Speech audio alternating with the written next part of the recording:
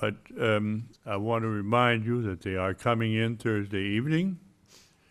They will be at Town Hall at 10 o'clock on Friday morning, at which time they will be given, quote, the keys of the city and other gifts and a word of welcome from Mr. Paradise and the counselors, and I hope some of you will be able to come. 1, 2, 3, or 4 would be lovely. On Saturday, they will be dancing at the Arthur Murray Studio from 6 to 10, and they will be, the price is $20 to get in. I hope that there will be a lot of people to come and watch them. The dancers will also be selling some paraphernalia, I call it, but lovely gifts from Russia. And I think that's it, from 6 to 10 at 99 Elm Street in Manchester. Again, I want to reiterate the fact that you try to get the wood floor and all the other needs here in Londonderry. I would much have preferred to have it there, have it here, but it didn't work out that way. So I thank Peter, Superintendent, Ben, and anyone that had anything to do with it. Thank you very much. Thank you, Mr. Clark. And Mr. Zakili, can you let me know who won the cross-country meet? South School. Thank you. Appreciate that. Congratulations, South School, on winning the cross-country meet. And Rich, just so you know, he put me up to that. I just want to let you know, Mr. Chairman, we do have the highest graduation rate at Yeah, it's always something. Thanks. And the next item on the agenda is the Academy of Finance internship program. So, Ms. Esterly. Well, I brought a crowd with me. Welcome. And, I'm not sure what would be the best way to have our guests come up Sure. all at once. Okay. Absolutely. Come on, crowd. And we can pull Hi, some Lynn. chairs around to Okay. get.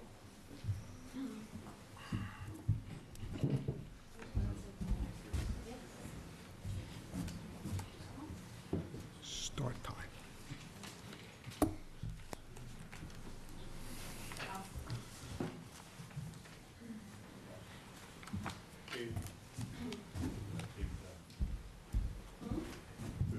Push it down.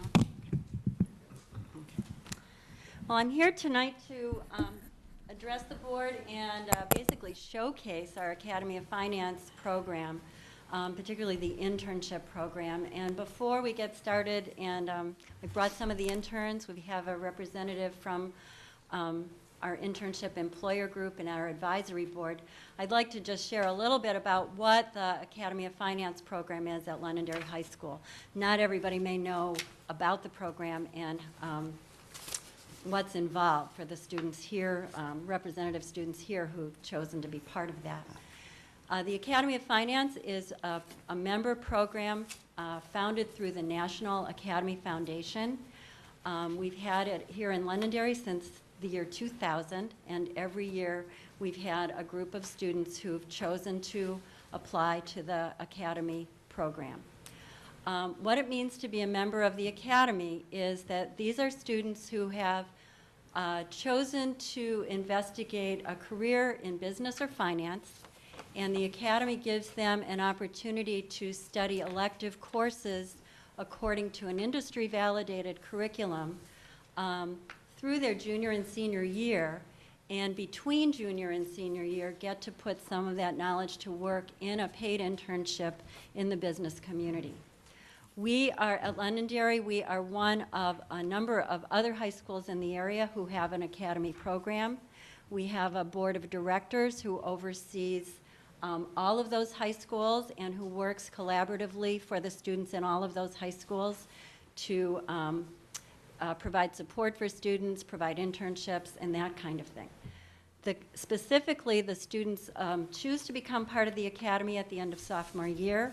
What they commit to is they turn in an application, they commit to studying the curriculum, and that curriculum is a course called Business Computer Applications. They take 1 year of accounting, they take economics, which all students must take. They take a course called Banking and Credit to give them sort of a foundation of the way money works. And then between junior and senior year, they may apply for an internship. Senior year, the classes they typically take are one course, a semester course in financial planning, and one course in international business and finance. And it's meant to give them sort of an overview of what the opportunities are in many different business fields. In order to do an internship, students must meet a fairly high standard. And these standards have been developed by our advisory board and are also encouraged by the National Academy Foundation. Students have to fill out an application, they have to create a resume, they have to have an overall GPA through 5 semesters of a 2.5 average, so a little bit better than a C. And they need to have a B average in their Academy of Finance elective courses. And also, of course, good attendance, because we know that you can't be late for work. They go through, so they turn in their application. They go through a long process. They turn in their application, that gets reviewed. They go to a business protocol seminar, which is held at Daniel Webster College, and we run through dress, we run through etiquette on the job, how to interview, how to write a resume, that kind of thing.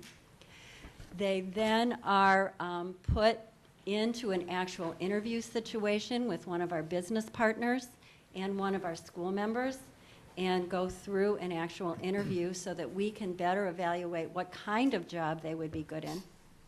And then finally, once they've gone through all of that process, they are actually placed in an internship. And the internship placement process is like a giant war room situation where we actually try and match each one of our students, and it's not just Londonderry students. We work as a group. This year it was 50 kids, 50 plus kids in paid internships in the area. So they have to work very hard to get a position, and then they have to work over the summer as well, and a minimum of 150 hours. So, and then write a paper. So they're it's a rigorous program. I'm very proud of all of them. And I wanted to give you a little bit background of what our kids are doing and so forth. Now, the students that I have here are all who did their internships this summer. They're all going to prepare to talk a little bit about why they wanted to be part of the academy, what they did over the summer, and what they're taking away from that experience. They are now going into their senior year. We also have with us, and I'll introduce all of them, but we also have Jay Panino, who is on our Academy of Finance Advisory Board. And Jay will tell you a little bit about himself. He is with Fidelity Investments and also a Londonderry resident. And he will share a little bit about his involvement with the Academy. And Diane Malley, Mrs. Malley, is going to share something about our alumni. Diane had a good hand in all the great training that these kids and education they had on their internships as an accounting teacher. So first we have Derek Hansen, and Derek interned at a place called Search Initiatives. Sarah Bedinsky worked at a place called Concepts and Benefits. Kaylin Wynn interned at Fidelity Investments, and each one of them will share just a couple things about their experience. So Derek, you want to go ahead? You can just Hi, I'm Derek Hansen. Over the summer, I internshiped at a small startup firm called Search Initiatives, and my basic experience was that I was in a small 3-man office, and my work there ranged everything from organizing a contact list of about 6,000 down to 3,000 people manually, and all the way up to I got to go to a trade show down in Boston and pitch the product to some actual customers, and that was a really good time down there. I joined the Academy of Finance because I've always been interested in business, and I hope to be self-employed once I get out of college.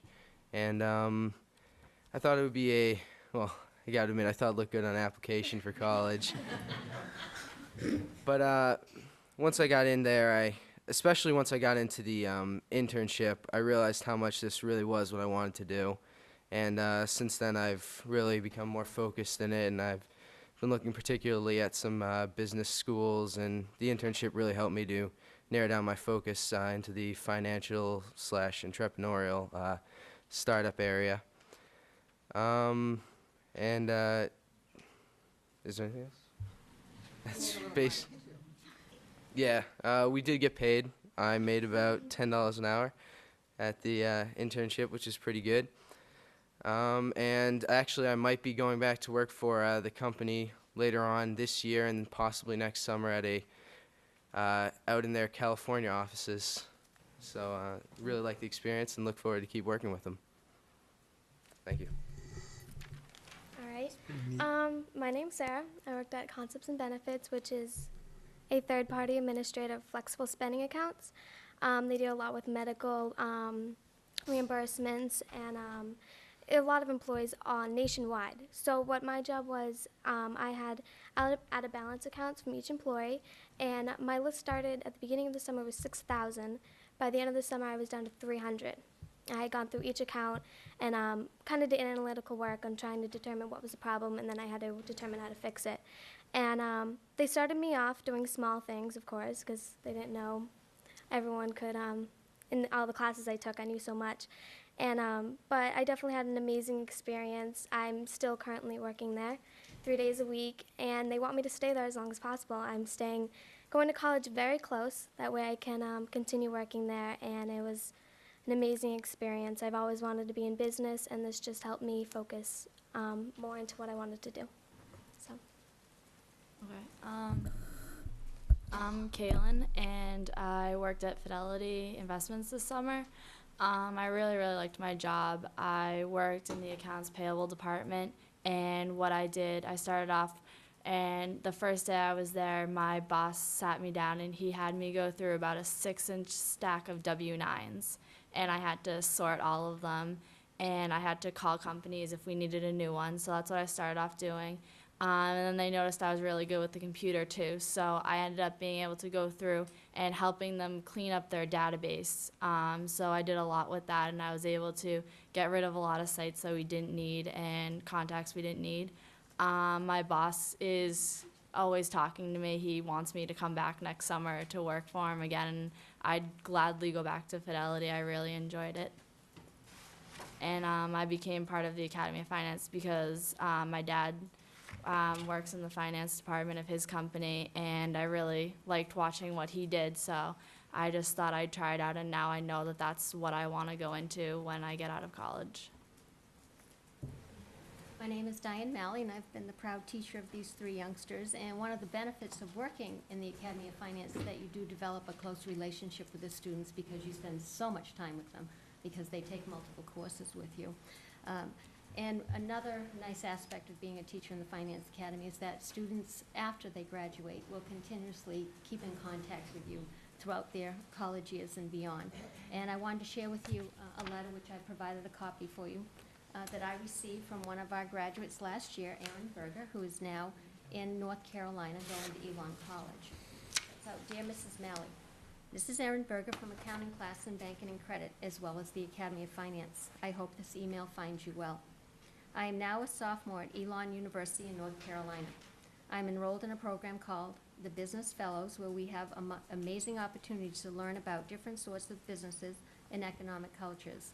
I've already learned an abundant amount of information that has already helped me in determining my path in life.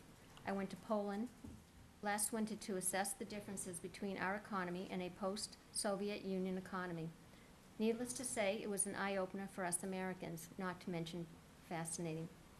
This summer, I was presented with an internship where I helped with documentation on a database concerning asset-backed securities This directly related to my internship I had with the Academy of Finance my junior year of high school.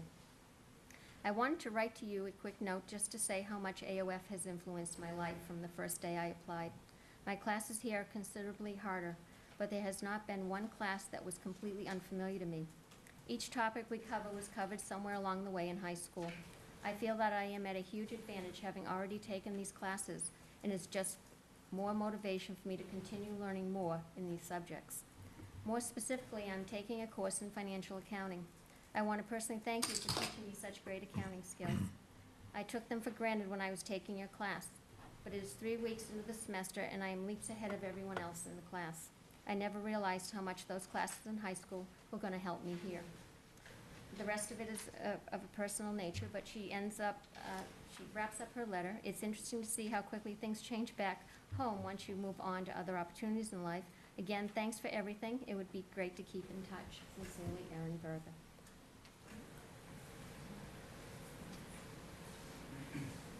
Good evening. My name is Jason Panino. I am a staffing and communications manager at Fidelity Investments. Fidelity has been involved with the Academy since 2001, and since 2001 we have had 49 interns, and of those 49, 18 of them have been from Londonderry High School. We have kept some statistics on some of our students, and I looked at these this afternoon, and students that graduated before 2006, there are 10 students that have graduated. We were able to get in contact with 9 of them, and all 9 of them are enrolled in college in business or finance-related fields. The majority of them are enrolled locally. A number of students are at UNH, number at Southern New Hampshire University, and a couple other in Massachusetts. There's only 2 or 3 that are out in Indiana or in other areas of the country. I've personally been involved with the Academy of Finance for about 3 years now. I started off as an accounting manager in one of Fidelity's business operations, where I had an Academy of Finance student reporting to me. And the student wasn't from Londonderry, but he took all of the same classes that Gail mentioned earlier from another school, and he came in, he hit the ground running, and he was actually better than my college intern. He came in every day, was enthusiastic, wanted to learn, and there wasn't anything that everything we gave him, he did it. It was accurate, it was timely, and we couldn't keep him busy enough. I wish I had more employees like that. We have actually, as a firm, we have actually hired 2 people into a permanent position through the Academy of Finance program. As one of New Hampshire's largest employers, we're always looking for talent. We have 6,400 people, and turnovers, depending who you talk to, somewhere around 15% a year.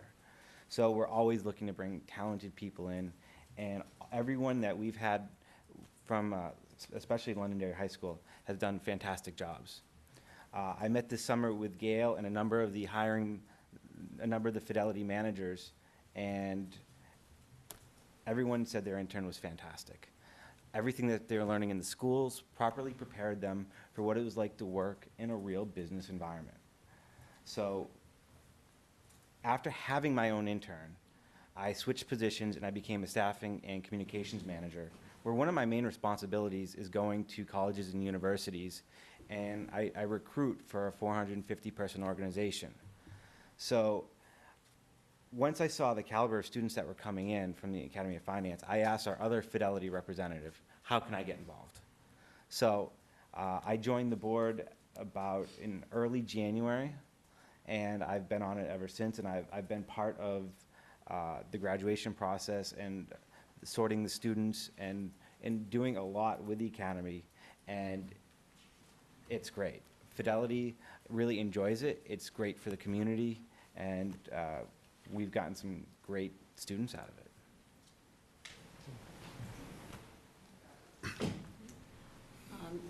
I don't have any other remarks unless you folks have some questions. You can see why we're so proud of everyone here.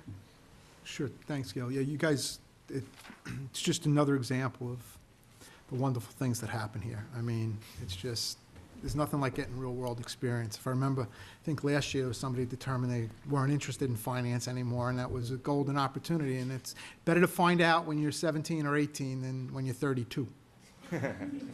So there's a big difference. 52. Or 52 in some cases.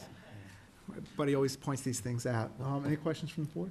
No, I was just going to comment, though, it's refreshing to hear stories that students coming out of high school are well prepared for their next adventure in life, whether it be in the business world as an intern or going on to college. And I want to compliment each and every one of you. Very well spoken. I'm very impressed by your poise and what you had to say. It was very good. Thank you very much. I'd like to add that Londonderry School District also has hired Academy of Finance interns, so you don't want to leave them out of the mix, but they're right there too. And we're still looking for next summer, so if you know anyone, please call me. Great. Thank you. Thanks, Gail. Thank you all very much. Thanks. Thank you, guys. Wonderful.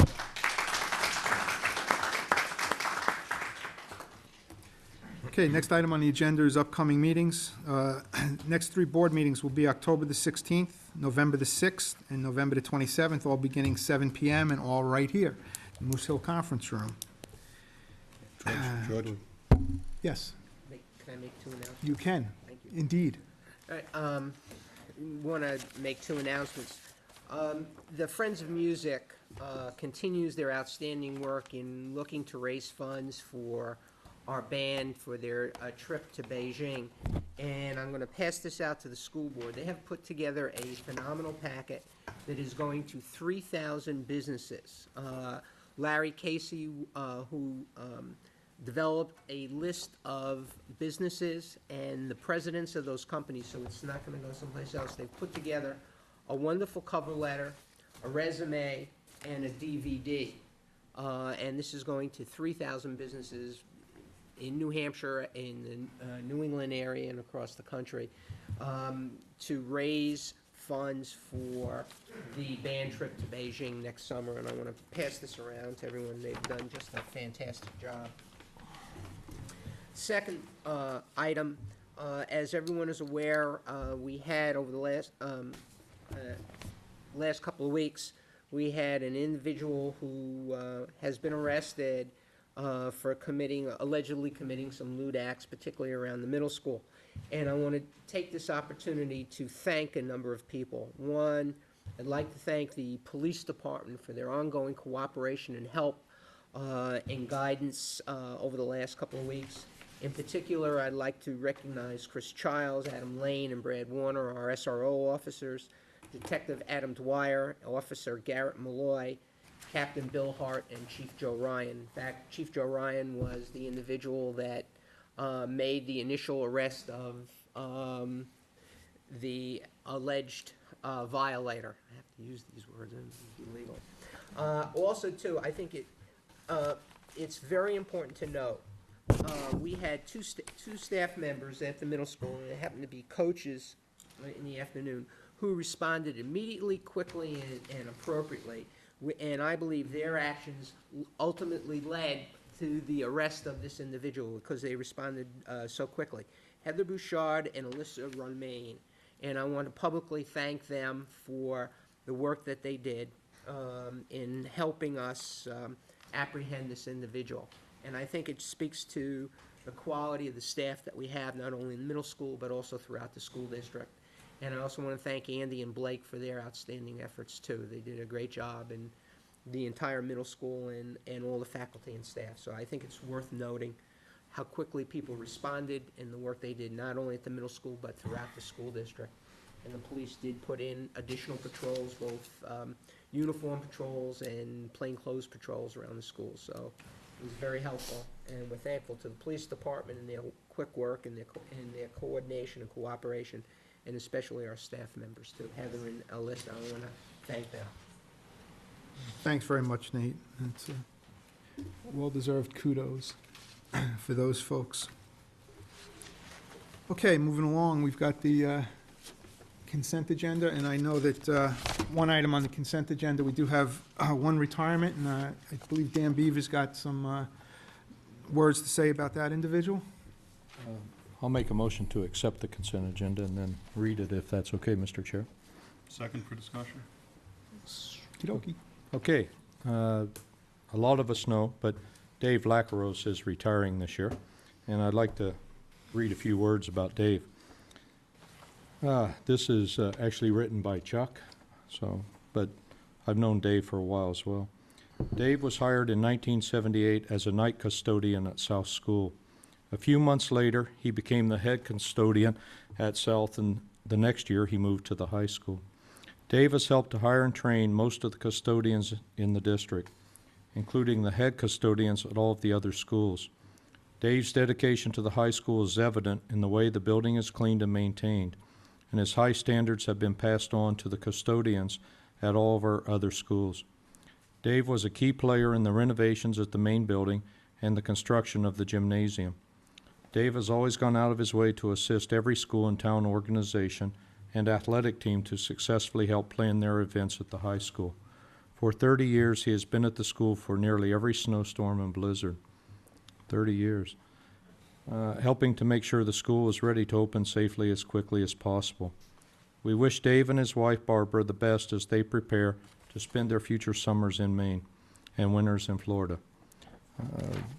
I've sat on a few negotiations with Dave. I've seen him at the high schools. I was on the building committee, saw Dave there, saw him late at night.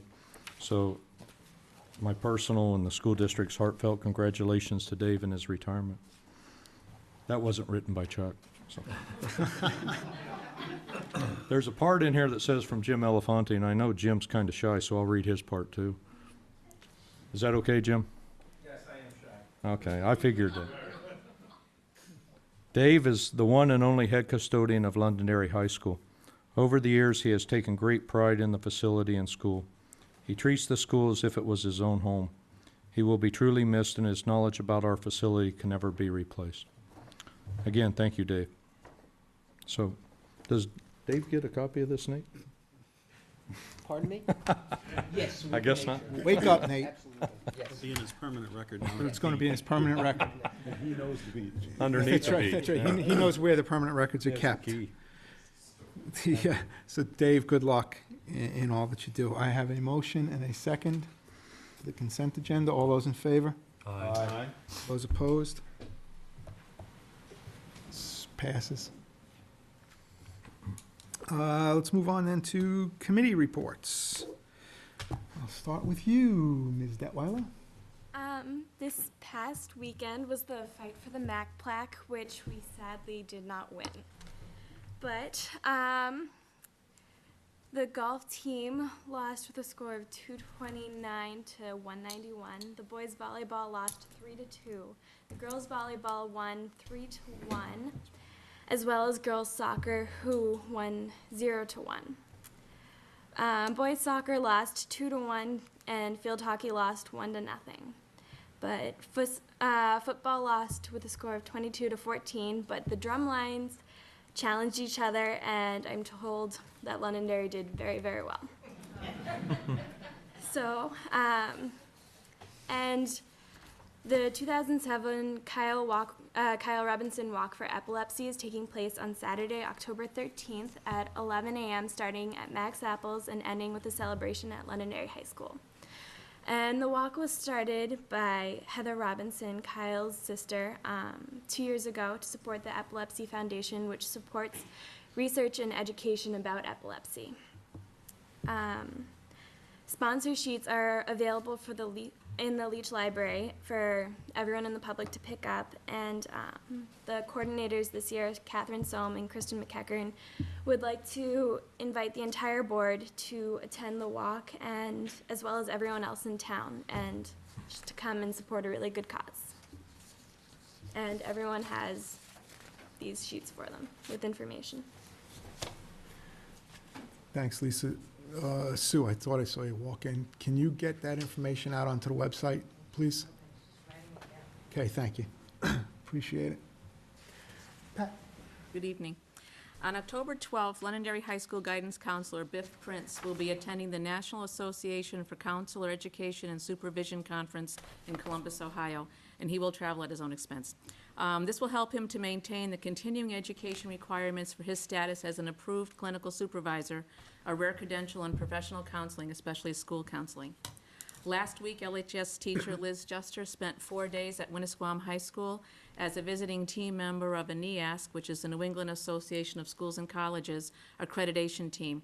It was an intense and fantastic experience, and she came away from this with a renewed appreciation for our high school and lots of ideas to help LHS attain top scores all around when they have their NEASC visit. LHS is up for reaccreditation in 2010, but the process of preparing for the visit starts this year. Moose Hill is looking forward to their open house on Thursday, October 4th.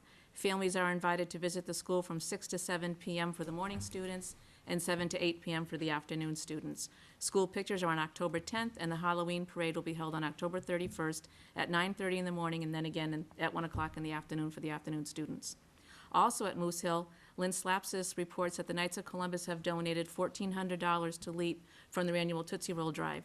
They contribute yearly, which enables LEAP to purchase items for the children that would not usually be covered by the budget.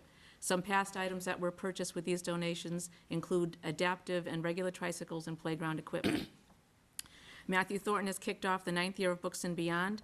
Books and Beyond is a reading incentive program, and it's sponsored by the PTA. Its goal is to encourage, reward, and strengthen the practice of reading for pleasure. Last year, every student in the school participated in the program, and the goal this year will be to once again have 100% participation. This year's theme is Go Bananas Over Books. So you have little monkeys hanging all over the school. It's kind of cute. Kneecap testing has begun at the elementary level and will continue over the next week or so.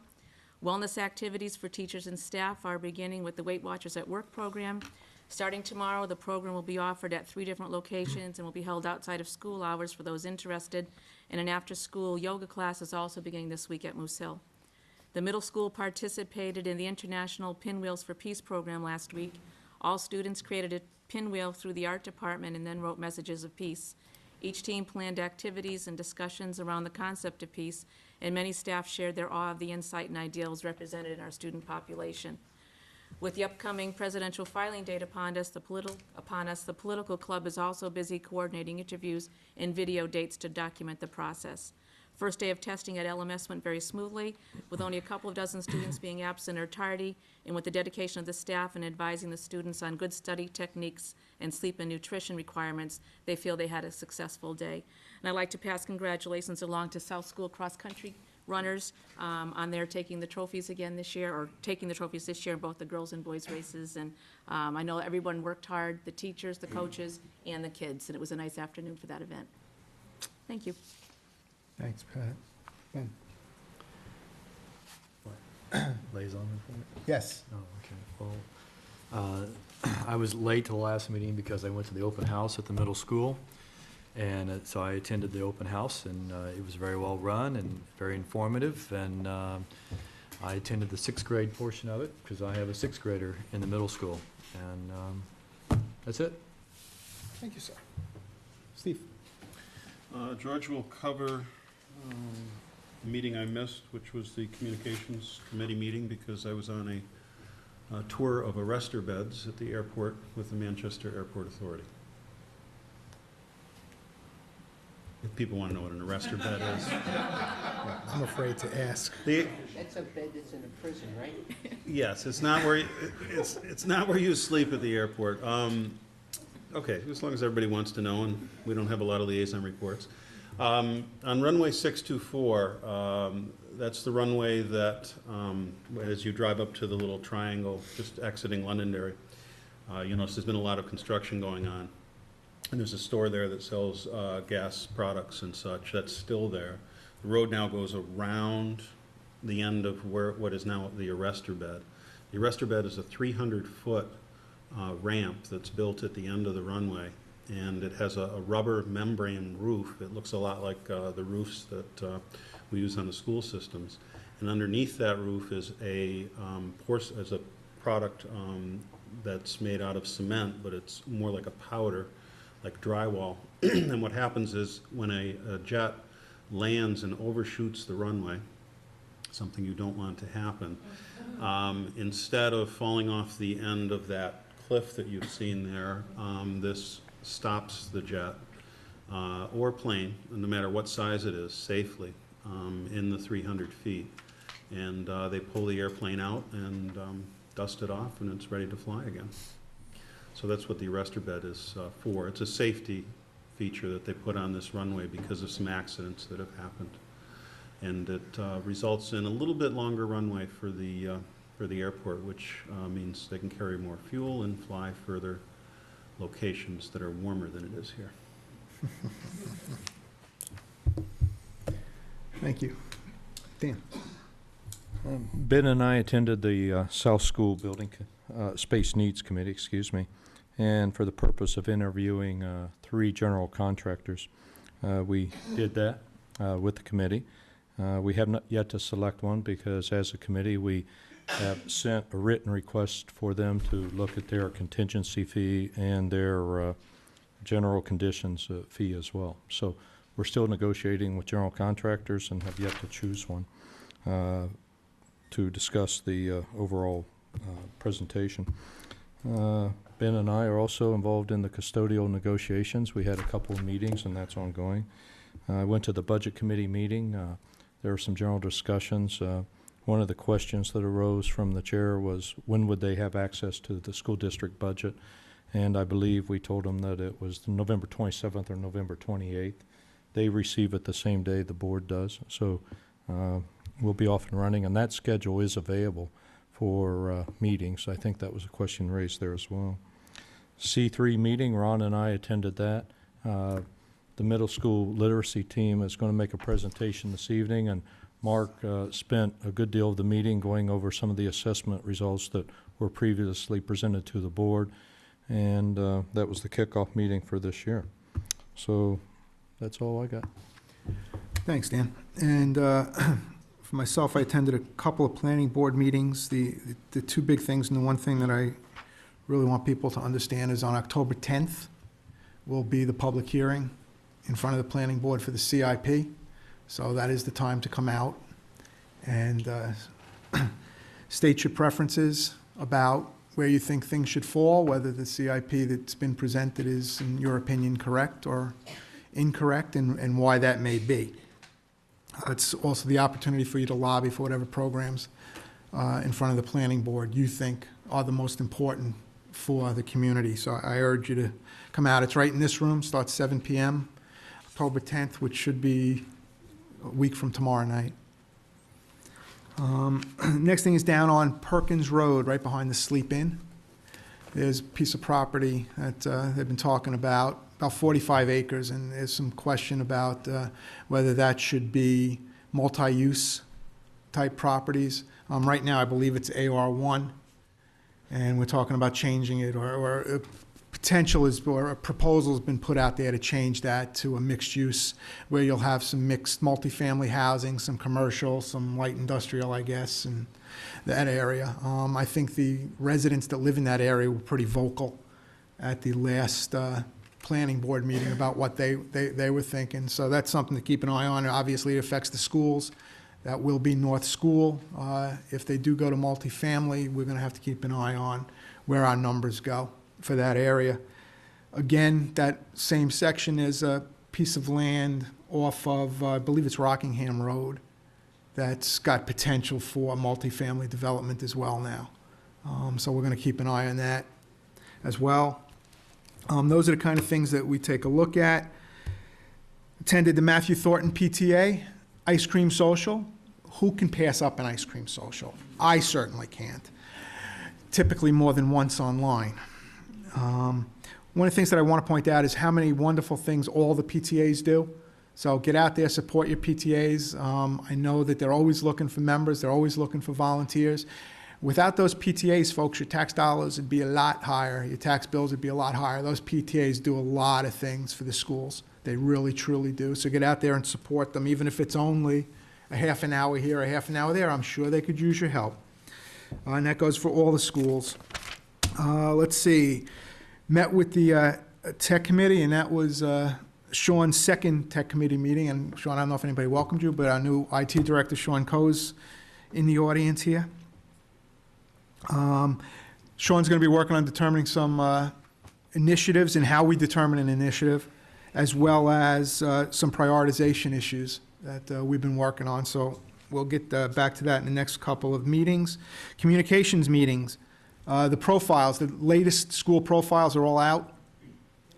They went out today, so they should be up on the website. All the information about it, latest information about our school, so that's our semi-annual update. They'll be updated again come March after elections. What else have we got?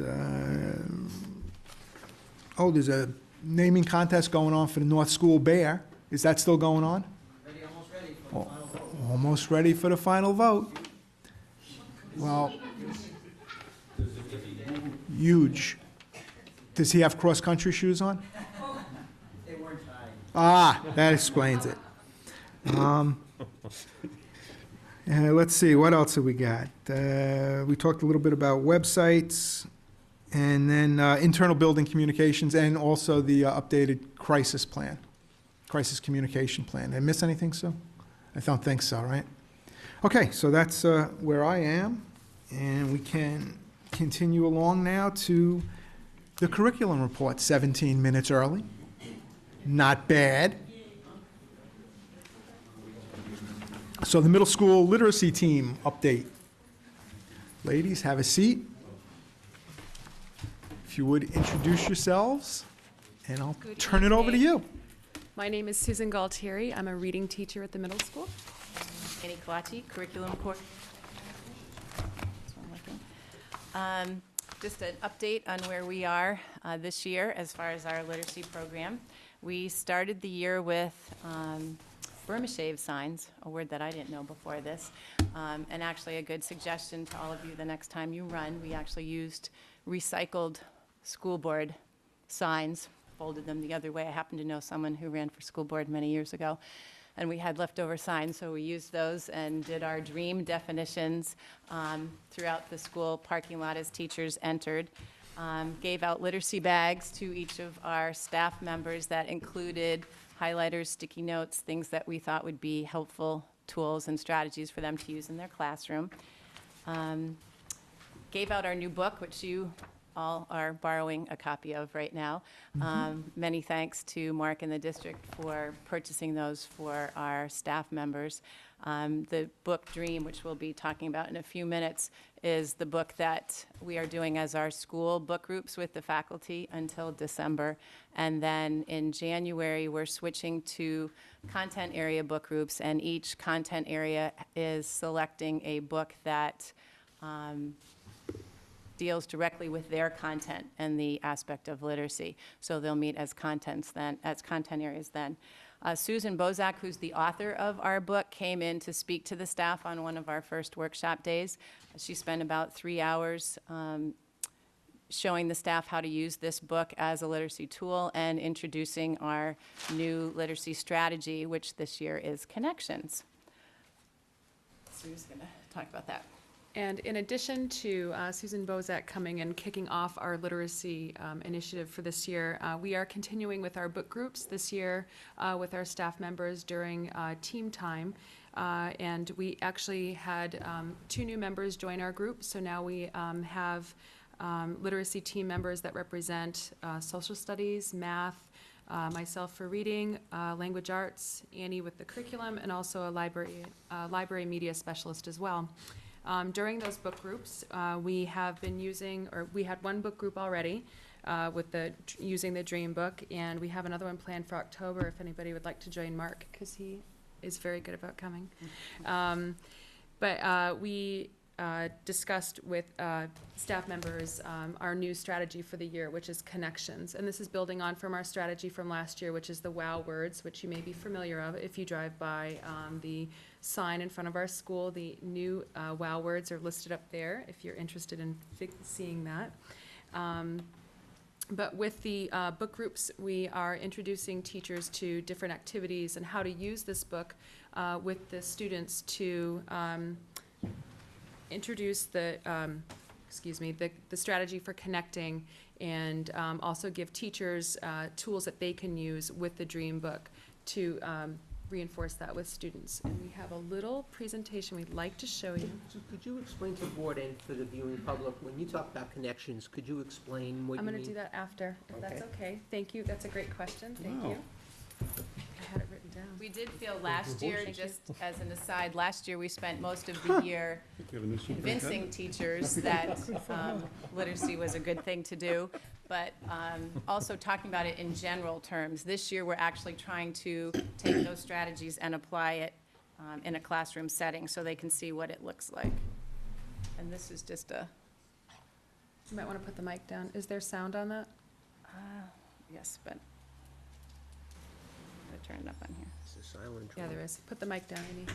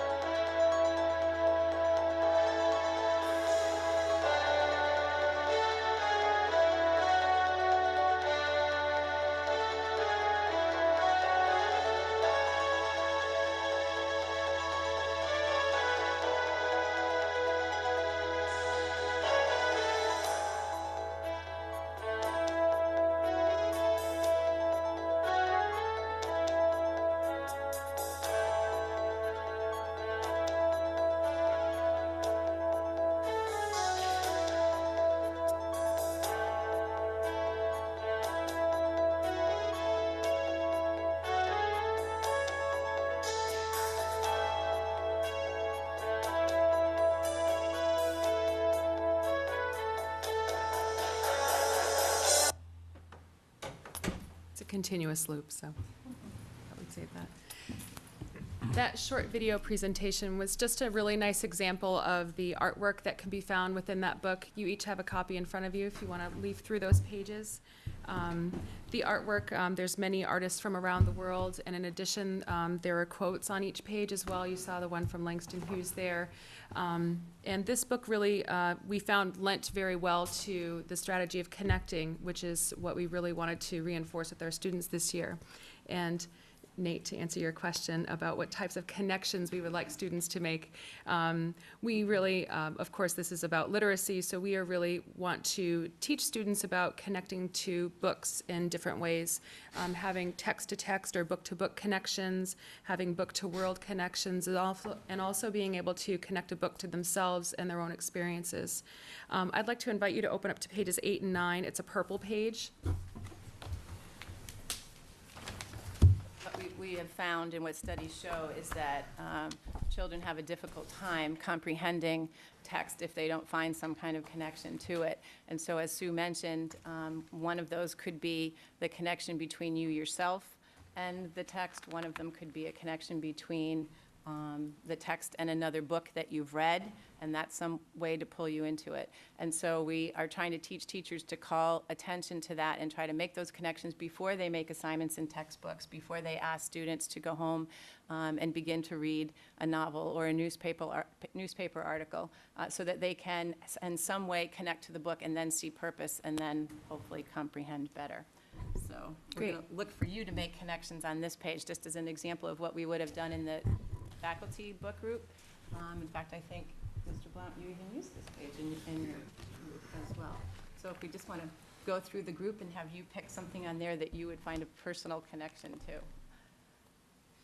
Someone jump in there and go for it, Nate. Oh, the green guy looks like my old statistics professor. There you go. That's a wonderful connection. Did you pass? By the skin of my teeth. That's why he looks like that. Yeah. Dan, step up. I kind of like the rabbit because I'm always tired. He's snoozing in here. Not to pick the same thing, but Oh. Sorry. nothing to do with you. Oh. I Rapid thought the yoga. green guy Oh. looked like Nate during budget season. It was just something, the behind-the-scenes Nate, you know, the one that you guys see in that room, not the one we see. That's a really great example of a nice text-to-world You example. guys don't have a picture, you guys don't have the book. You'll understand. Yeah. Okay. Too funny. Good analogy. Actually, the Wizard of Oz, folks in the middle. One of my kids, his favorite movie is The Wizard of Oz, so. Great, a great text-to-self connection. Any other connections? Can I be the pot over here, or? Whatever you connect to, Mr. Parker. I don't know. I have to think about this more. I have a hard time making connections, so I'll have to ponder this for a while. But this is a perfect example of what a classroom would be like, though, where you'd have Right. kids who would easily make a connection, kids who would struggle, and then the teacher would then go on to. I think I would be the kid in the back saying, I really don't find anything interesting about this, so I don't make the connection. Sorry. And again, in any classroom that a student sits in, if they don't have a connection with something that they're reading, they won't be interested in what they're needing to learn about. So it is nice for us to have our teachers sitting in book groups and really introducing to them and helping them pay attention to the fact that kids need to make connections to feel good about what they're learning, to be able to, learn information readily and able to be good students in the classroom instead of being the kids sitting in the back not knowing what's going on. And then it's This our job page as maybe as is more that one interesting. you connect Yeah. to more. And actually, Annie and her book groups, and this is the nice thing with the 6 different members that we have, we do our book groups a little bit differently, and I actually had teachers skimming through and looking for a page that interested them or one that they felt they connected to. So perhaps this page may not have, you may not have had a connection to this page, but maybe as you look through the book, there may be another page in which you did, which is a nice thing. But then we did model for teachers some strategies for what to do when you have a child like Ben that can't find any connection there, because it's not okay to have that happen. They will probably not do their homework or not learn whatever it was that the teacher hoped that they would take from that page. So as a professional staff, we're all assisting each other on, okay, then what would you do? When Ben says, I don't have any connection here, where would you go from there? So it gives us an opportunity to model what we learned about last year. On a very basic level, I think it's very important for every once in a while to revisit ourselves as learners. If you're teaching all the time, you have sometimes you can forget what it's like to be on the other side of the desk and to reimagine, well, maybe I wouldn't find this interesting, or how can I make this interesting, or now I can understand why my kids may be having some difficulty picking this up. So as an exercise, I think it's really a very positive thing, and kind of reminds us that it's to get out of the routine and to try and search out those nuggets, if you will. Absolutely. And this children's book, I think, is really a great example of a very easy way to teach a lesson for both our students and also our teachers as well. Moving on to our WOW words, which is Word of the Week. We've had the sign out front of the middle school. Our student council members have actually been helping us with that and changing the sign to introduce the WOW words to our community, which I think is nice for parents and for other people in the community to see that. Also, people are sponsoring a Word of a Week, and different teachers from different content areas are sponsoring a Word of the Week. Mr. Paiva, a science teacher, what's his word? You just did it. Rift. Yeah. Rift. His word was rift. Do you know what that means? With the earth collides and That's right. moves up. Very good. And I didn't know what a rift was until this morning when I heard a sentence that his students were creating using the word rift, which was great. So Mr. Richards is reading those sentences aloud in the morning, and telling the kids about the word of the week and introducing a new sentence, perhaps using the word in a different context, so students can learn about that. And in addition to that, the students, whoever is sponsoring our Word of the Week, are making signs, and we have several locations throughout the school where we have word walls. There's one location in the front of the building that is actually a continuation from last year's WOW words, and then we have several locations throughout the school where there are examples using the word in a sentence, the part of speech, a picture illustrating that, so students, no matter what grade they're in or where they're traveling, will also see those. So it's a great reinforcement of new vocabulary for our kids. We also had an author come in and visit the 6th grade yesterday, Obert Sky. He wrote the 3rd book in a series called Fable Haven. Gave us a key to the city of Foo, not to the city of Londonderry, but to the city of Foo, and presented to a very enthusiastic audience of 6th graders. We are fortunate we have received a grant for January. An artist in residence is going to come, the state is supplying an author to come work with our struggling readers for 2 days. The Language Arts Department, partly because of that WOW word last year, is adopting a formal vocabulary program, so they're able to supplement that. We have both the boys and girls book group, and attendance this year has doubled, which we're really pleased. This is only our 2nd year with the boys book group. The girls book group has been in place for quite a while, but we're glad to see that so many students are participating there. And then we are continuing our partnership with Barnes & Noble. Last year, we did a math fun night to support literacy. We're doing that again this year, November 7th and November 13th. And when people purchase anything in the store this year, even including the cafe, and mention Londonderry Middle School, a percentage of that will go towards funding our literacy program. We did very well with that last year. We purchased 2 class sets of novels that relate to math, and the math department is hoping to do that again this year. We're also very fortunate that we have a 3rd special curriculum person, and so Peggy Fox is able to really act as a literacy coach in the classrooms now. So instead of us just modeling in our book group, she's actually able to go in and teach a class in a content area related to literacy for a teacher, or to be in there and observe and then make suggestions on how to incorporate literacy. She has met with every 8th grade class. Every 8th grade student has had a lesson on how to organize an essay and include supporting details, and all of that was done in a non-LA class. So in other words, she was teaching those writing and literacy components in science, math, social studies. We had a social studies teacher who had her come in and do reading strategies using the social studies textbook in 8th grade. We had a science teacher have her come in and stress the importance of using appropriate and specific details in science reporting. She went into the math classrooms and talked about the essay formats for math reflections, and has worked with a number of our special ed classes on using complete sentences when answering essays. She has, on the forecast for this month, she's working in the art department, writing paragraphs about art appreciation.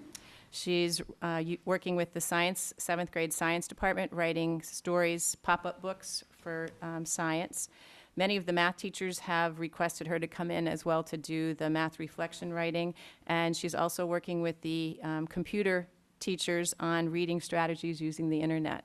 So we really feel at this point this year we've made a big leap. Last year there was a lot of talking about it, sharing ideas, thinking about what this would look like, and this year we're really seeing what it looks like. I really feel like our school is living the literacy, not just talking about it anymore. So we're very pleased, and we do hope you come over and participate. We'd love to see you in a book group if you get an opportunity. Are there any questions? Or? Questions from the board? Do you want to go first? Yeah, I have a question.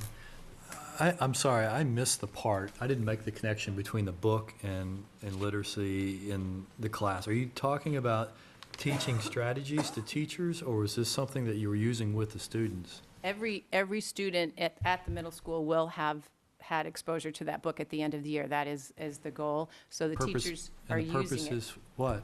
Teaching our new strategy of making connections in the classroom with what we're reading.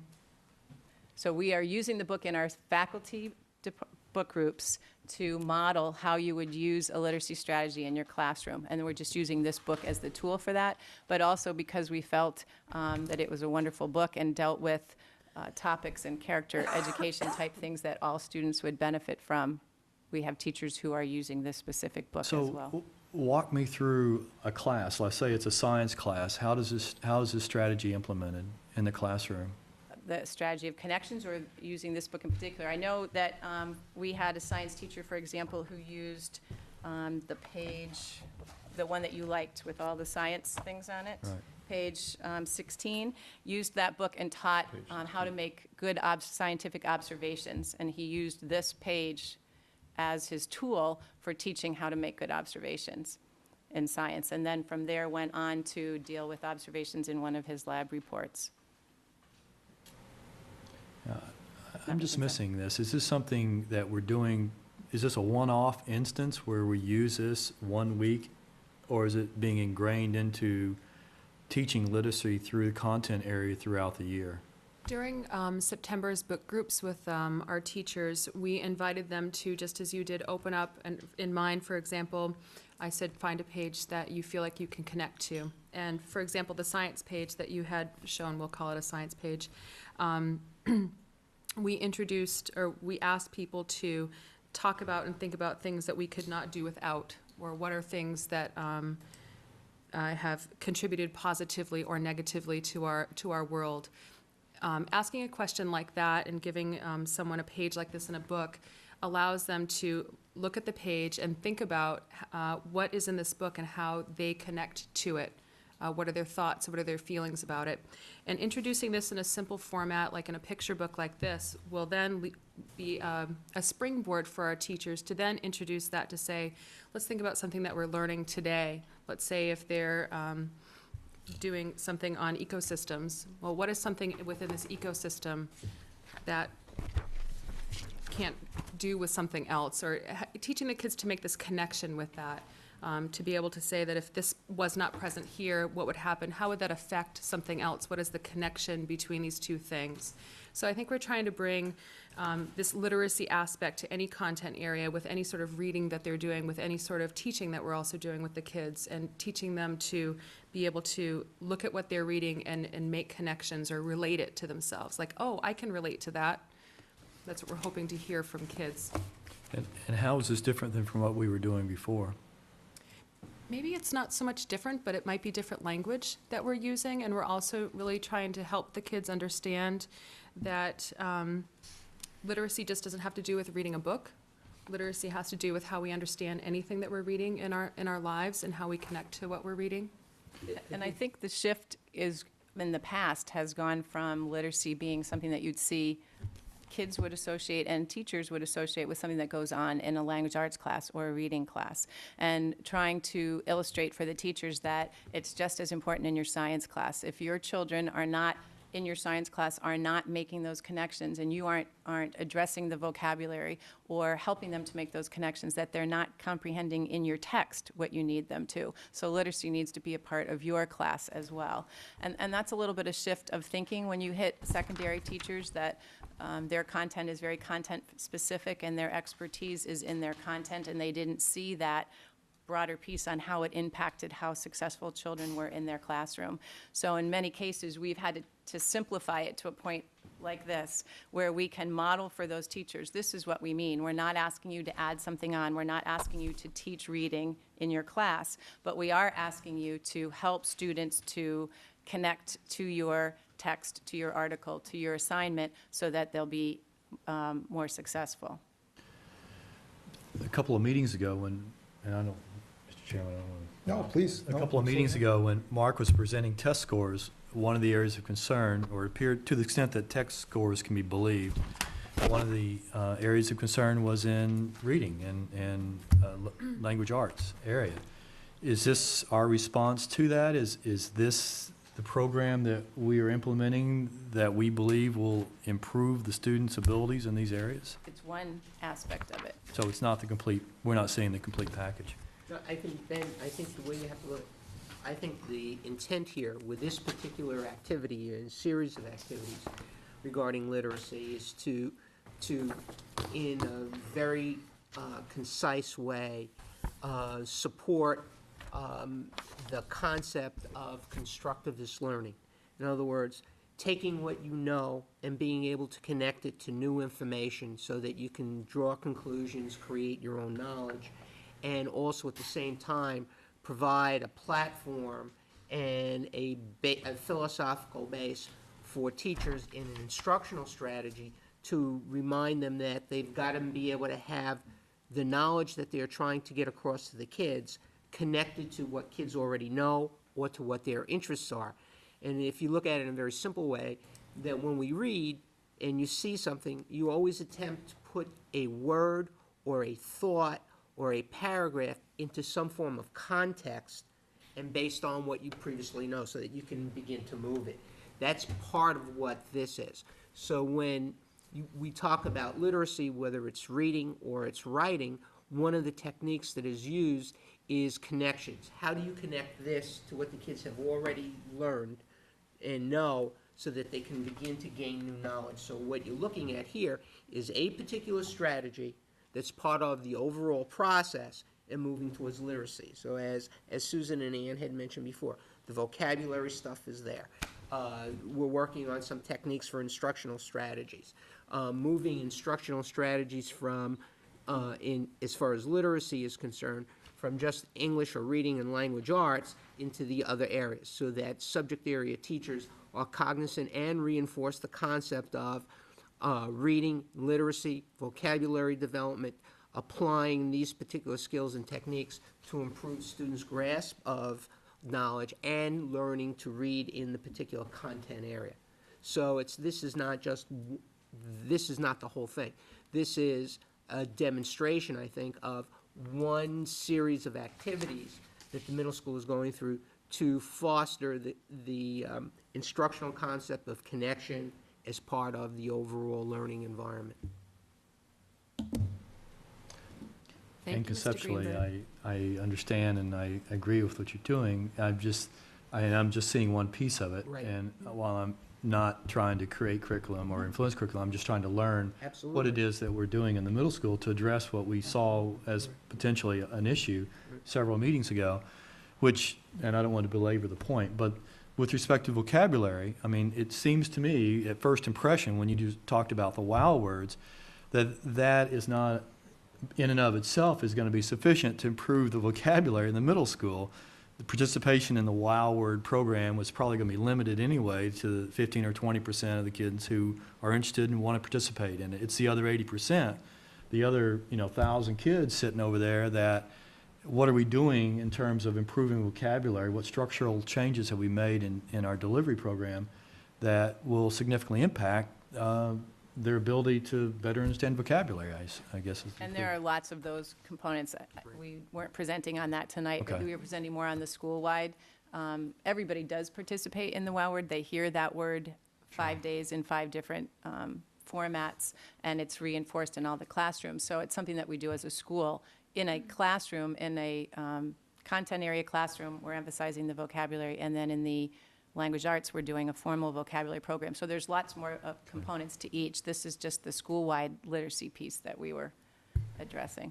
I think also, I think a nice way to describe this too is we have curriculum and we have what we need to teach these things to improve scores for our students or their achievement. But I think this is a great example of a grassroots community effort by our school and everybody in our school, students, teachers, administrators, to really help our students learn new words and also learn new strategies and to think about these things while they're out and about in our school during the day. So it's a nice grassroots effort. And this is excellent, and I'm not, We understand. trying to act like that former school board member that we know, but it's just the light version. And I mean, from my perspective as being on the school board, again, I'm not trying to create curriculum or influence it, but I would like to know what it is that we're doing in school. And this is great, but it was just kind of the light version. I was interested more in the nuts and bolts of what we're actually doing to try to make corrections in that area. Yeah, I think what we would be happy to do is come back at a later date to give you a more detailed report on this, on the specifics that are being designed.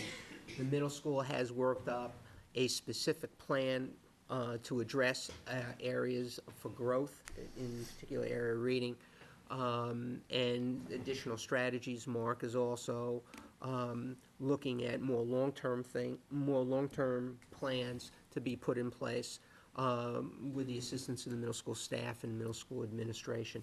Purpose tonight, as you mentioned, was basically to give you a taste of some of the things that are going on, some of the different ways in which we're doing it. And I think part of what makes an effective organization is the talking and the focusing and the collegial discussion on a particular subject and different ways in which you can address that. And that's a good way to keep things focused and, on it. And, you know, the theme is literacy, and here's one small piece of it, and here's how you can use it. I think that's pretty much And I think the it does intent of the piggyback report. something similar to the finance, where I think once we pull that literacy beyond just the reading and the language arts class, you know, where you have a student who doesn't write a complete sentence anywhere else, well, this isn't language arts, I don't have to do that, or doesn't apply those reading strategies any place other than in that one class, we see that that's not a mastered skill, where now they're being pulled beyond that to say, no, you're learning this for real life. Just like in finance, you're taking a course that you can apply in your internship. They're now learning strategies in a much greater detail in reading and language arts, and then they're being asked to apply and being held accountable to apply and use them everywhere. So I think, like Nate said, and Sue using that grassroots, when you see the whole school supporting that, it's, we sincerely hope we're going to capture more students at that point. Dan, Steve? Thank you, ladies, very much. Good luck and continued success. Would you like, Ian, you want to turn this back? Thanks, Brian. Okay, moving along, the superintendent's report. Sir. Mr. Greenberg. Yes. First item is results of summer school and lift and agricultural production programs and updates for GED and fall semester courses and enrollments. Mr. Parent. Thank you. You're welcome. Well, it was another successful summer. 61 out of 62 students passed classes and earned a combined 37 credits in the 10 courses that we offered. Our attendance rate was 98%, and that's consistent with last year's results. And we had 2 students graduate from the high school by attending summer school courses, so we were happy about that. The LIFT students became acclimated to our building. They attended several field trips, including one to New Hampshire Tech in Nashua. Officer Chris Childs gave them a tour of the Londonderry Police Department, explained his role. The administration and staff that were around over the summer introduced themselves and explained their roles in the building. And we really wanted to get the kids to have buy-in and feel invested in what we're about. They also took a team-building hike up Mount Monadnock, and that hike in Swansea, New Hampshire, was led by Jim Beard, who's a community counselor and a park ranger. Mr. Beard's affiliated with Mike Torch, our school-to-community counselor in the building, and he visited the LIFT program several times to address a variety of issues with the kids. The kids learned valuable study and organizational skills entering as freshmen. They were assessed on reading, comprehension, and decoding, and were awarded middle and high school credit for successfully completing the program. The chart on page 3 shows that 23 out of 24 of the LIFT students earned middle school credit, which allowed them to be promoted to the high school rather than advanced along, which was one of our goals. And 8 out of the 24 students earned full high school credit, and 13 out of the 24 earned a half a credit. 3 students did not earn LHS credit because the teachers in the program felt they did not do enough work that would warrant high school credit. All students were given a breakdown and justification for their credit status, and we sent that in the mail to parents. So 18 of them are now in our World Studies program, which is taught by 2 humanities teachers and a reading specialist. The agricultural production program was a great learning experience for the 9 students who participated. We had 6 male students and 3 female students working on the farm. They learned every aspect of farm management, including running the tractors, building animal pens. They were exposed to working with more animals this year, and they learned how to groom them and show them for competition. 7 out of those 9 kids earned a full credit, and 2 other students earned 1 1/4 credits because they decided they wanted to do additional work on the farm going into August. So they spent 2 additional Saturdays staying with Ray Marcotte in Alvern.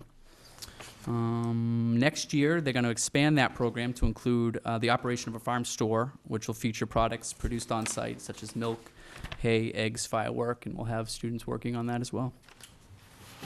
Our GED testing center has had a total of 345 people take the GED, and 285 of those earned their certificates over the past 3.5 years. That's about an 83% success rate. We schedule testing services year-round, Monday through Friday, and have established a preparation tutorial service for individuals who failed sections of the exam so that they can work on their deficiencies and then retake parts of that exam. And we run that twice a week. That information is posted on our adult ed webpage, and recruiting stations are still sending the individuals to test in Londonderry. We'll surpass the 110 testers that we had last year, so we're happy about meeting that goal. And just a couple of side stories over the summer. This past summer, a young man from Barbados took the exam in Londonderry while his mother was on leave from the military. And they had returned home, Londonderry, their hometown, for 2 weeks, and so she set that up in May to have her son finish and get his GED, which we were happy about. And another tester was afforded a second opportunity at our site because her first acquisition from an online test was not valid. Hester College had accepted her, but for some reason the online test did not count, so she had to take it over before she could take her internship as a medical assistant. And she passed the test and was able to begin the internship thanks to the quick scheduling that we were able to provide her. Our adult ed program's offering 10 courses this fall, in which 33 night students and 23 day students are enrolled. We anticipate 23 students will graduate from the program at the end of this semester. Statistically, the night students are comparable with past fall enrollment, and the day students that are taking night classes towards the 24 credits have increased from 9 last year to 23, so we're happy about that. Over the past 4 years, our fall graduating classes have gone from 9 in the fall of '04 to 13 in the fall of '05, 12 in the fall of '06, and now our current fall class, where 23 of them will earn high school diplomas if they're successful. So that's our largest, and we're happy about that. It's also one of our most unique fall semesters. We have 3 international students from England, Puerto Rico, and Brazil set to graduate from the program this January. We have 3 married students with families. 2 of them will graduate with this fall class. Our oldest graduate is 32 years old, and our oldest night student is in her 40s. This woman's a master's degree recipient who's taking an elective course, technology course, to enhance her skills. And we were able to accommodate that, so it was nice to see that the program's evolved where more adults are accessing our program from within this community and outside of it.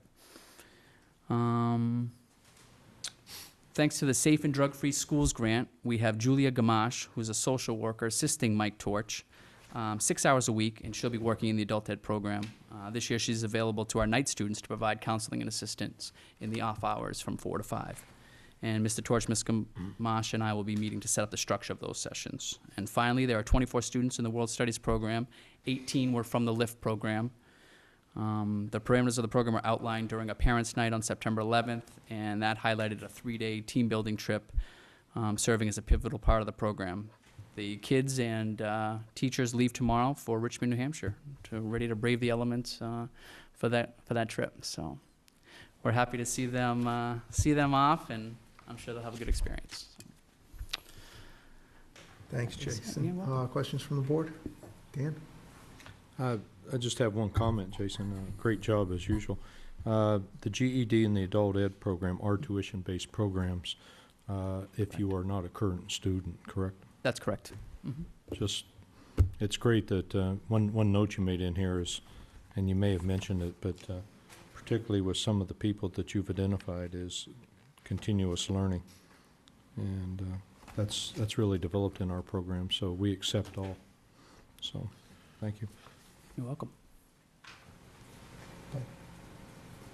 Jason, thank you very much. You. Susie.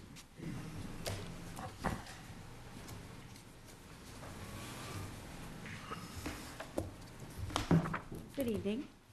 I would Good like evening. to thank the superintendent for giving me this opportunity to speak. You're welcome. Since he knows how much I love to get up in front and do this.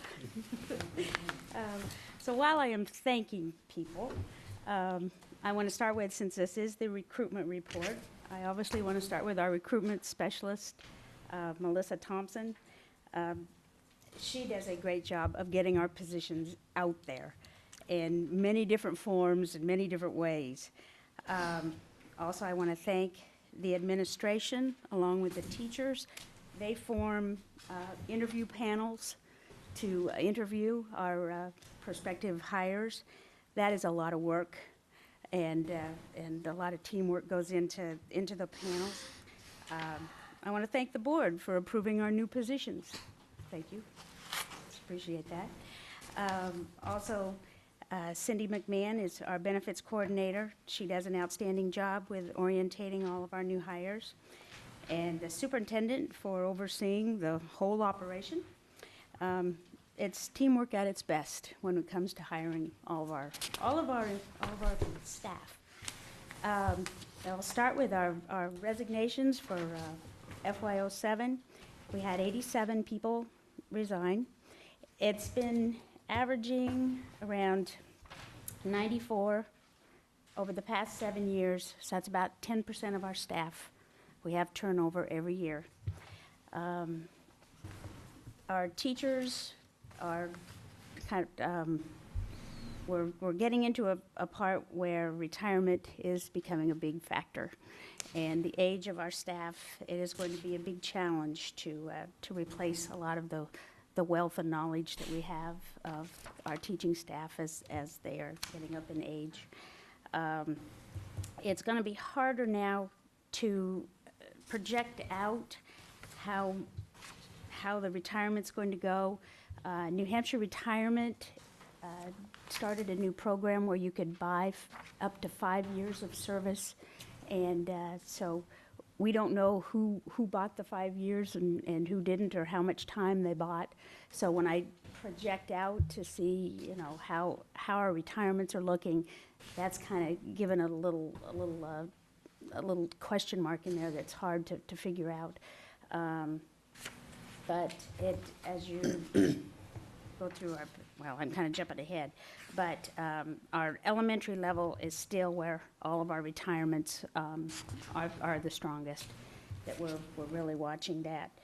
On our applications this year, we received over 2,000 applications for our jobs. So as you can see, our recruitment specialist is quite busy processing all the applications, especially when you figure we only had 87 positions to open. Dan McLeod, who is our website manager, he was able to create a detail through Google, and in the packet you'll see it's the content detail, and what this has shown is how people get to our website. And this has really been a great tool for us. He was able to start this in June, so we kind of missed the major recruiting part, which we start in January. So January, February, March are when we really get the most of our applications. So he didn't start this till June, but it still kind of gives us an idea of where people are coming from, what sites to get to our opportunities, how many pages they look at when they come to our website, how long they're on our website. And so this is going to be a tool that's really going to help us, especially with our advertising dollar. Where are we getting the most hits? What's working? What isn't? So this is going to be a tool that we will really use a lot. In our teacher turnover, we do have we did receive we will get $665,430 in teacher turnover money, and what that means is, when you have a higher class teacher that's way up there on the scale and they retire, and then you hire someone at a lower part of the scale, and you have the difference in their salary. So we call that teacher turnover money. Nate always says that's supposed to help offset the substitute account. So, and then I've also given you a breakdown of the scale of our teachers that are on the bachelor's, master's, We're still real pleased with our Masters on-site program that we have, and we have quite a few teachers that have been able to get their masters, which then, of course, gives them a little higher rate on the pay scale. Again, as the next page is a retirement by school. Our elementary levels are the ones that we have the most concern about with our turnover with retirement. The nice thing about it is there's a lot of people that are looking for those positions, so in order to fill those, it's not a critical shortage. It's not hard positions to fill. They're hard shoes to fill, but not hard positions to fill. Job fairs, that has been one of our greatest recruiting tool. We have a job fair here in Londonderry. This year, we're moving it up. We used to do it always in April. We're moving up into the earlier part of March. Wyndham is going to be opening up a new high school. Bedford will finish the rest. They opened up with only 2 grades. They will now do all 4 of their grades. So there's a little competition out there for high school positions. So we want to stay very competitive and stay ahead of everybody and have our job fair as be one of the first ones. We also travel to UMass Amherst, where 5 colleges pool all their prospective teachers. We've done very well at this event. And then what was added this past year in May, and they're going to move theirs up, the NEA and the Department of Education had an educator's job fair. And, you never know. You think, oh, all right, we'll go ahead and do a table. And it turned out to be a great event. The group that showed up was excellent, and it only cost us $50 for the table. So we like those kind too. So as we look into recruiting in the future, I think we have a very big challenge with speech and language pathologists. We have a few that are probably at the time to retire, and those positions are very hard to fill. Speech and language, OTs, because we, of course, have to compete with the outside world on that one, and it's very hard to compete with their salaries. And so you're looking for a unique person that wants to come in and work our hours. So that's going to be a very tough positions to fill. So, but on the whole, I think we had a very good year. Been to the Induction Institute, and the new set of teachers are very enthusiastic, and I think we got a very good group. Do you have any questions? Okay. We'll start at this end. Thank you. I have a question. Yes. On the open position report. Yes. I just want to make sure I understand this. The cost to hire a new teacher, you mean teachers or a teacher? A teacher. Now, how do you come up with $6,200? Okay. You take the cost of sourcing, advertising, related expenses, the time spent screening, testing, stated in dollars, the time taken to interview, selection time, stated in dollars. We don't have the travel costs because we don't pay for anybody's travel to come to interview. Cost of background checks, cost of any kind of examinations, medical or drug. We don't have relocation costs, orientation costs, the badges, IDs, licenses, and then you divide that by your number of hires. So we have like almost 60 hires. So 60 times. Well, that's for a teacher. Yeah. That'd be a cost for it, for hiring a teacher, right? Just a teacher. Yeah. Yeah. And this is over like a year's time, if you. Yeah. Okay. It's not cheap. Well, it's mostly like you figure, you're adding up everybody's time, like all the teacher panels that we have. All right. You look at their salaries, the year of orientation that we do, the salaries of them. Like I say, it's an approximate. Then the other question I had, continue, is that we had 536 applications for elementary school teachers. Absolutely, and we did not advertise for one. And we had 4 openings or 3 openings. And we didn't even advertise. How do you screen 536 applications? Hello.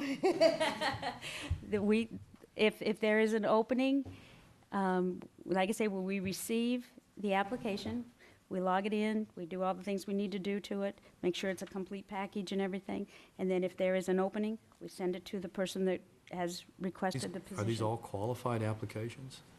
I mean, Not all. something No. intuitively tells me that I've always felt that teachers are underpaid, but the law of supply and demand tells me that teachers are overpaid if we have 536 applications for four elementary- positions. There's something elementary wrong there. position. These can't all be valid applications. Not all, but they're pretty close. There's still, elementary is still not there are that many people that want to be an elementary school teacher. And turnover in the elementary level is so low. But there are all these people that still want to be an elementary school teacher. Yep. Yep. I wish we had this for foreign language and science and, right. Yep. Steve? You mentioned a 5-year of service buyout, buyback. Yes. Can you explain that? Yes, New Hampshire Retirement, out of their own process, did a limited time. It was about a 18-month window where you could purchase up to 5 years of service. They had a formula. It was the years you have in, your salary. They had a formula. You have to fill out this form. You sent it up to New Hampshire Retirement. They checked it all out, sent it back to you, and said, this is how much it would cost to buy. And you had to say how much time, from 6 months to 5 years. You could buy whatever time you needed. So, I think it was a revenue. for It them. was, and Susie, it was, person had paid the employee and the employer's share. That is correct. There was no contribution from the district. Oh, yeah, absolutely. so let me put this in an example. I'm a shop teacher, and I always wanted to be a shop teacher. And I'm 55. Yep. And I've been in the school district for 20 years. And the state says to me, I can buy into this. Yes, you could purchase What do I get to purchase? however much time you would like to buy, from 6 months to up to 5 years. Okay, let's say I'd like to buy 4 years. Yeah. What does that get me? It means that I can leave So 4 years early? You say you had 20 years of service? Yes, I Okay, have 20 years of then you would service. have 24 years of Okay, service. so I would have 24. So if I wanted 30 in the system, I would only have to work another 6 years. Right. Good. That is correct. And again, this was only on your own money. The Yep. school hadn't. So I pay that, I get a home equity loan and say I'm gonna leave 4 years early and still get my 30 years. Correct. That is correct. But part of the formula is also based on your age. So- Oh, yes. Right. in order to That's okay, that's not, let me explain where I'm going now. So I've done this as a shop teacher. You have you, the HR person, Correct. have no visibility that I've done this? I get they send the form to, we get the form, we have to verify and sign off. We put in how much. You savings. you know that I was interested in this. I know that you were interested in it. Okay, And so I filled out my but the part. state doesn't tell you that I did it. Nope, absolutely not. Where's the logic in that? What New reason, Hampshire Retirement. what reason would they not let you know? Well, They probably haven't thought about it. HIPAA comes to my first mind. I mean, it's they use their own money, Right. purchase the time. So one day, I'm the shop teacher, you know I was interested in it, you don't even know if I took advantage of it. Well, I know that you applied. You know that but I have no applied, but idea if maybe I you did. turned it down, You maybe I saw backed it. out at the last Right. minute. You said it was gonna cost you $25,000, and you said, ooh, I'm not gonna do that. Right, or I did do it, and so now, I come into your office and say, oh, by the way, I bought out and I'm leaving 4 years early. Anybody can walk in and say they're Yeah, leaving. they can do that anyway. They can do that anyway, I could turn in tomorrow yeah. Right, and retire, but right. do we have any more obligation now? Because we're paying that person obviously a higher pension. The state's paying that individual a higher pension. The state is. State is. And because that person's already gone, so I no longer contribute for that person. Correct. That is correct. And it's. I'm making it up on the lower end. Yeah, and the program's over. The state's, They stopped it. wow, that could be a pretty good deal. At 55, if you're gonna collect It for wasn't 30 cheap. years. It was expensive for the Oh, employees. it was very And expensive. the way the retirement gets paid out, a number of people did the math, Right. and Back buying That's what I'm 5 saying, you're gonna get it years at the lower end. didn't necessarily get them where they wanted to go, as far as Yes, it- payback was concerned. That's a So good, if you looked at over the normal, what If would you're be going out, the yeah. estimated lifespan of an individual, if you bought time, depending on how much time you bought, it wouldn't necessarily benefit you to Right. buy the time because of the Right. payback. But for certain Yeah. people in the right, For certain people in the in right the bracket of right age and circumstance. service, it was a good Right, bit, It's a it was a good good deal. deal. It could be. the ladies in the payroll figured it out. If a person, say they bought their 5 years, Yep, and they retired, they needed to live 7 years longer to recoup that Right. money that they put out. So a lot of people, once they saw the amount, they went, oh. But to Okay. some people, it was a nice. The state must have made money on it, otherwise they wouldn't have done it. well, I don't know. What was an infusion of cash? They lost it. Well, that's what it was. It was a one-time infusion of cash. I'm Right. sorry, thanks for the entertainment, I'll sleep on it and Yep. figure it out. Go ahead. If you Dan? have any questions, call me. Susie, I have a couple quick questions. Sure. If we can go back to the application for positions with the Londonderry School District. Yes.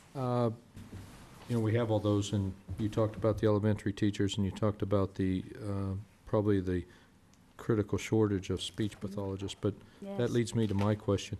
What on this list, or how do we identify a critical shortage in position? That is hard. What, the state sends us a survey every year, and they said, what did you have trouble filling? Well, let's use as an example, I don't know. Well, look at occupational therapists. Yeah, We had 4 four. of them. We So had would that, 4. for Londonderry, would that be considered a critical shortage area then? Absolutely. Okay. Absolutely, yes. Because this is a little bit misleading because, as you said, we had 4 positions, but if you go up to curriculum coordinator in 18, I wouldn't say that was a critical shortage then because we only had 1 of those to fill. Correct. That's And statewide, they may have not have had any, who knows? absolutely. So, Yep. so we send this into the state, and the state actually designates this as a Yeah, and critical they send shortage. it out to everyone. Okay. And then they compile it and they see what was like the top 15, and then they'll send us a critical shortage list and Okay. say, this is what the state has. Yeah. So for example, Spanish teachers, we've offset foreign language is typically a critical shortage for us. Yep. And I see 28 applicants, but that still would qualify as a critical shortage? Okay. Yeah. And my second question, if you flip back to the open position report, when you read 665,000, I'd just like to make a comment for the public that 300,000 of that was identified in a budget cut of not filling open positions. Absolutely. So I don't want anybody to believe that there's 665 Yeah. extra in the kitty someplace, kitty, because you have to note that bottom number. And also, this doesn't take into account the FICA number that's affiliated with this as well, so. That is correct. If you take 600,000, throw another 7% on top of that, you got another 50,000 or so, so. Yeah. But half of that was already chopped out of the budget to begin with. Absolutely, with the so. five positions Yep. that were dropped. That is correct. Thank you, Susie, excellent report. Great. I mean, great job. Yeah, thanks. Susie, before you run, I Sure. actually have 2 questions for you. Sure. With those, and Dan touched on it a little bit with the critical shortages, what other strategies are you looking at? If you can't fill those positions by hiring somebody, what other strategies are you looking at to make sure we've got the people that we need, If we can't fill the positions and. rather than hiring an employee? Brian Bulkey is certainly partnership with this, is that we have to look at contracted services. And that eats up your Well, money I really mean, I fast. understand that. But these are Want to make sure we've got positions something. we have No, I to understand. have. So, we look at all the websites, we go to, Melissa travels, goes to different colleges, to different, we just we look everywhere for these positions. Networking, everything, right? Okay, and the next question I have is going back to what Ben was saying. If you had 2,000 applicants, like in a couple of weeks, can you just let me know or let the board know how many people get past the first look? I want to know how many of those 2,000 were qualified. In other words, you got 2,000 applications, there's some you sit there and go, no. Oh, yeah. That's the number I'm looking for, is the ones you toss, That you toss. that you never look at. Because 2,000 applications, if all I'm doing is giving it a quick glance, then I don't consider that a consideration, so. Yep. Okay? Yep, all right. And it doesn't have to be any scientific thing, it should be, just be, you know, Oh, yeah, it's yep. 1 out of every 3 I throw away, I don't Yep. even look at, so. Yeah, absolutely. All right. Anything else? Ben? Thank you. Okay, thanks, Susie. Susie, thank you very much. Greatly appreciate it. Nice job. And you can volunteer to make another presentation later. My quota's done. You can do the enrollment There report. you go. You have in your packet the enrollment report. Total enrollment as of the 28th of September, including late through 12th grade, are special education and district placements, home study students, and adult ed, comes to 5,437 students, compared to 5,471 from that we had at the same time last year. So it's a net drop of 34, which is less than a 1% drop. And the numbers are pretty close to where we had projected them to be. Nice job. Any questions from the board? I just have a Please. quick comment. Maybe it's an editorial comment, mine only. Back to the reduction of the elementary classroom teachers that we talked about a few minutes ago. What we're doing, we have to be cognizant, even though our enrollments are dropping a little bit, we have to be careful of our class sizes, because what we're starting to do is, particularly at the 4th grade, is get class sizes of 25, 26, and 27. So, I mean, it's nice to sit here and say that our enrollment is as projected, but again, we have taken considerations within the budget, but I, as a board member, and I believe the superintendent as well, shares this sentiment, that we have to keep a constant eye on class sizes, particularly at the elementary level. So, that said, that's all I got to say. Thanks. Steve? I'd like to focus on that just a little bit more. Nate, this year you dropped 5 teachers at the elementary level? How many teachers? Okay. Yeah. So you went down 5 teachers in the elementary level. And what's the number of students we went down this year in the elementary level? Sorry. You can give me the total we went down.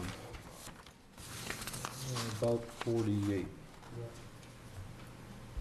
Yeah, that's what I just. Yep. So, Bless you. for the community, we dropped 48 students over last year. Yet you dropped 5 instructors. Oh, I So I'm take just- it back, That's more Steve. than that. No, I take it back. I added 6th grade in there. Okay. Actually, if you look at 1st through 5th,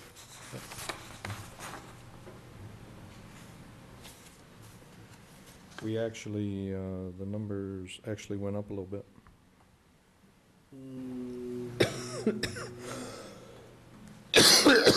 Oh, you pulled this one out, yeah. No, so, yeah, it's back to the 40-some, yeah, because you pull out that, Yes. that class right It there. dropped. Yeah, it dropped about 40-some again. Okay. So it's about I'm the tired rabbit. the tired rabbits, the tired rabbit. Never mind. So you've gone down 5 instructors, you've dropped 45 students. It seems more logical that you would have gone down 2 instructors. Right. And we did that because we looked at it over a period of time, and made the adjustment. The issue really, there are 2 things, because this is a double-edged sword. you can't look at the gross number of kids. What you've got to do is look at the numbers at a particular grade level and at a particular school. Because I could have, I'll give you an example, I could have 10 kids move into South School tomorrow. If they fall in the right grade levels, I don't have a problem. If they fall in the wrong grade level or the same grade level, which is pretty close to what we had in some grades, then I do have a problem because of the teacher-student ratio.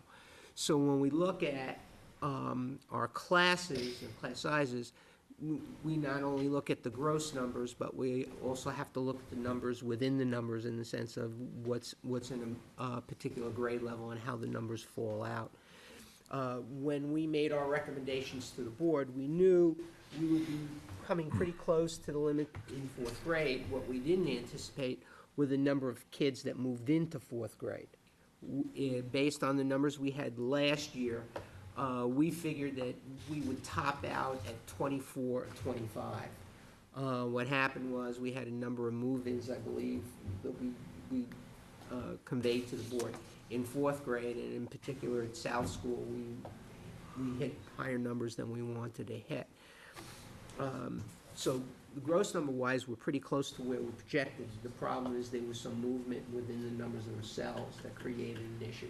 So when we do the projections, for the budget last year, we make our percentage adjustments going from kindergarten to first, and then we do the straight line projections, which have been pretty close. But sometimes you're not necessarily going to be in the same place. And what we try to do was keep, as you see here, in the primary level, try not to get higher than 22. We do have a couple of 22 or 23. So we were able to do that, and we try to keep it around, I'd like to have 23, 24 at the in grades 4 and 5.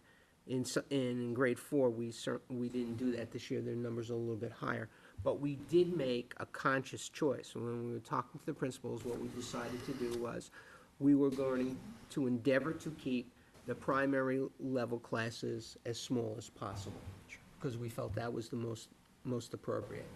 And that at the intermediate level, if we had 24 kids or 25, that would be okay. So when we looked at it in concert, that's when we came in with the recommendations for the positions, because I believe we dropped one position at North, 2 at Matthew Thornton, and 2 at South last year, if memory serves correct. And then we cut back on PE time, and we cut back on part-time, I believe it was. Ben?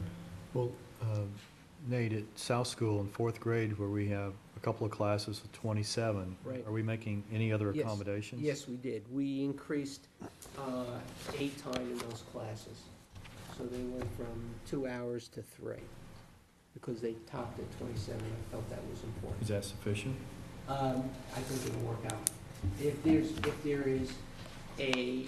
If there are particular other issues that come up, I won't be hesitant to come to the school board and ask for additional support. Is it temporary? Yes, it is. Ben, Dan, did you have something else? Sorry? Did you have something else? Oh, no, I'm all set, George, thank you. Was that it, Nate? Yes, sir. Thank you, sir. All right, we've got 3 policies that are in the second reading. These are the same policies that, draft policies that you saw 2 weeks ago. We have not made any changes. We still recommend the board approve these for second reading. So I'll entertain a motion. Motion to accept for second reading policy, how about if I do them all? Is That would be fine? perfect. Policy BFD, policy dissemination, policy BFD-R, dissemination of policies, and policy BFG/BFGA, policy review and evaluation, manual accuracy check. Second. I've got a motion, a second. Any discussion? Seeing none. All those in favor? Aye. All those opposed? 4-0, Mary. Thank you. Mr. Chair, I make a motion that we go into non-public under RSA 91:A:3, Section 2A through I. Second. There's a motion been made to go to non-public session. All those in favor, roll call. Aye, Steve Young. Aye, George Herman. Remember, if you're in this room, you are on the air. The only one has to remember that, too. Yeah. I'm usually the one that's got to remember it.